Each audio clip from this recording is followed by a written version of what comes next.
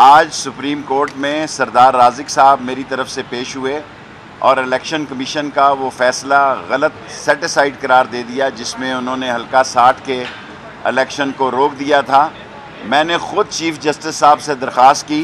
मैंने कहा जनाब फिर ये कहेंगे कि आप शेख रशीद के साथ मिले हुए हैं, मिल गए हैं, आपने माँ बच्चा हॉस्पिटल का फ़ैसला किया, ना मेरा बच्चा है ना मेरी माँ है।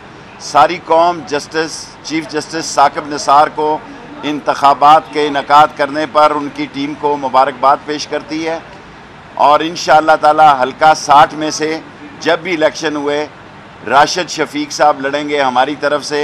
कलम दवात या बल्ले का फ़ैसला इमरान खान करेंगे कि वो कलम दवात पे लड़ते हैं या बल्ले पे लड़ें, जो फ़ैसला इमरान खान करें। और कौम ने इमरान खान को करप्शन के ख़िलाफ़ एक अजीम मैंडेट दिया है। कौम तब्दीली चाहती है और इस वक्त पाकिस्तान में इमरान खान ही एक ऐसी शख्सियत है जो ये तब्दीली डिलीवर कर सकती है।